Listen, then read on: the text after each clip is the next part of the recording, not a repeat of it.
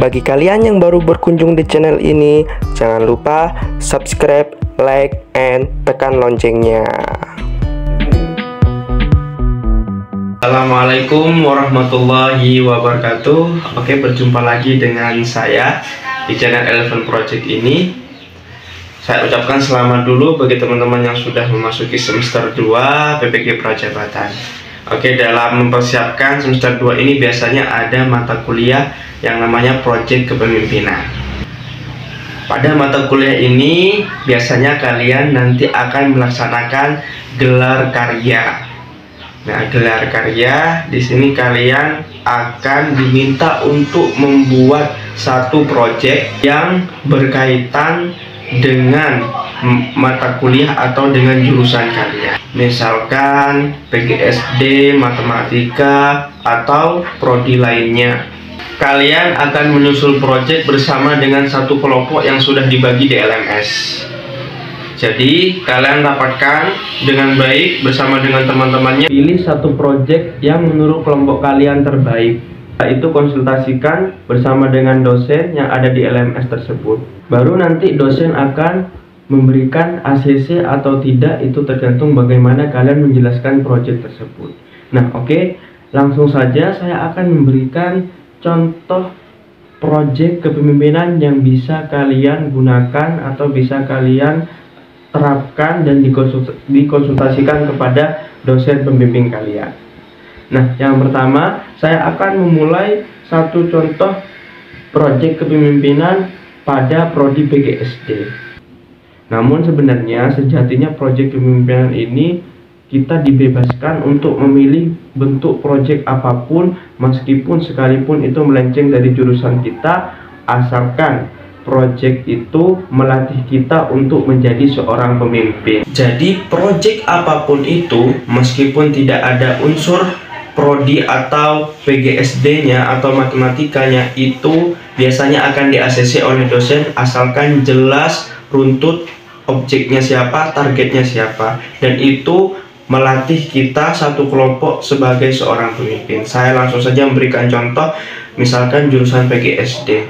Nah, kalian bisa menggunakan teknologi seperti contohnya Canva. Kalian bisa membuat pelatihan media pembelajaran kepada guru SD di sekolah mana dengan menggunakan Canva itu. Contoh lainnya, kalian bisa menggunakan media website. Kalian dengan kelompoknya membuat website yang mana website itu mirip-mirip seperti PMM gitu ya. Kalian bisa mengunggah perangkat pembelajaran, terus kemudian media pembelajaran yang bisa diakses oleh siapapun, termasuk oleh guru. Nanti kalian membuat pelatihan di sekolah bersama dengan guru. Kalian menyediakan websitenya mirip seperti PMM, boleh seperti itu juga.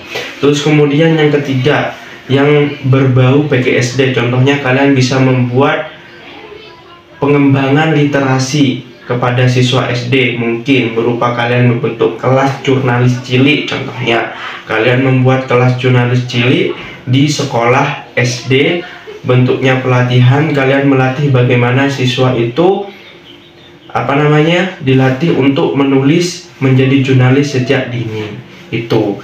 Namun kalian boleh menggunakan project lainnya yang tidak berbau PGSD. Contohnya mungkin kalian mengembangkan UMKM di desa yang mana objeknya itu bukan siswa, tapi objeknya adalah masyarakat, itu juga boleh sebenarnya. Jadi project apapun yang tidak berbau PGSD juga dibolehkan. Contoh lainnya misalkan untuk prodi matematika, kalian bisa memilih bentuk project, contohnya membuat media pembelajaran yang berkaitan dengan pelajaran atau materi matematika, dan itu diterapkan di sekolah. Kalian mengadakan pelatihan kepada guru-guru untuk membuat media pembelajaran tersebut. Nah, tinggal kalian mengemas dengan baik project yang kalian pilih itu dengan judul yang bagus. Nah, di situ biasanya dosen langsung meng-ACC. Judul kalian bagus, project kalian jelas. Oke, saya berikan contoh lagi untuk prodi IPA misalkan. Nah, IPA ini kan berkaitan dengan mungkin lingkungan alam, eksperimen dan sebagainya. Kalian bisa membuat proyek kepemimpinan mungkin berupa pembuatan pupuk organik atau non organik bagi masyarakat, buat pelatihan kalian, boleh seperti itu. Atau pembuatan, kalau teman saya dulu itu ada pembuatan jamu untuk MPASI bayi, terus jamu untuk ibu menyusui, dan eksperimen lainnya. Dan itu sangat dibolehkan, tergantung kalian bagaimana mengemasnya dan siapa objeknya. Jadi harus jelas, intinya seperti itu. Atau contohnya lagi untuk prodi bahasa Indonesia nih. Nah, prodi bahasa Indonesia itu bisa mungkin membuat pelatihan kepada siswa pembuatan puisi. Jadi prodi bahasa Indonesia bisa membuat pelatihan kepada siswa untuk membuat karya puisi, pantun yang nanti dijadikan satu menjadi buku, dicetak di ISBN, karena itu menjadi bukti kalian sebagai gelar karya kalian. Jadi semua bentuk gelar karya kalian yang disusun itu harus ada bentuk proyeknya gitu ya. Contoh mungkin ada buku pedomannya, terus kemudian bentuk proyek yang kalian bawa pada saat gelar karya itu harus ada, teman-teman. Jadi intinya pada proyek kepemimpinan ini kalian harus pintar-pintar merangkai judulnya, tujuannya, permasalahannya, terus kemudian itu ditujukan untuk siapa. Nah, ini yang tak kalah pentingnya, informasi terkait dengan proyek kepemimpinan ini. Selain kalian sudah menyusun rancangan rencana sudah baik, persiapkan juga saat gelar karya. Saat gelar karya juga sangat penting kalian mempersiapkan siapa yang akan presentasi, pilih teman atau mungkin koordinatornya yang pintar berbicara. Jadi poin pentingnya adalah sebenarnya pada saat gelar karyanya, bagaimana kelompok kalian menjelaskan kepada dosen-dosen yang akan menilai bagaimana bentuk proyek kalian. Jadi di sana poin pentingnya. Jadi permasalahannya apa, kenapa kok kalian mengambil proyek itu sangat penting. Jadi pintar-pintar bagaimana kalian berkomunikasi dengan dosen penilai. Jadi nanti yang akan dinilai di sana. Jangan lupa kumpulkan semua dokumentasi dari awal kalian buat sampai nanti akhir. Dokumentasi tersebut adalah sebagai bukti kalian ketika gelar karya nanti, sebelum pelaksanaan gelar karya dan sesudah gelar karya, dan itu nanti akan diunggah di LMS. Jadi nanti pada UAS di LMS itu nanti akan kalian upload gelar karya. Jadi kalian nanti mengumpulkan dokumentasi saat gelar karya dan diupload di LMS.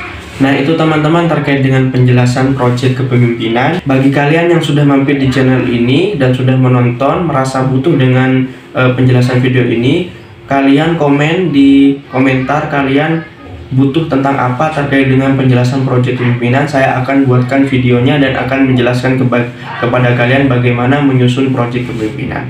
Jangan lupa sekali lagi like, subscribe, dan tekan loncengnya agar informasi terkait dengan PPG Prajabatan kalian akan mendapatkan update terusnya.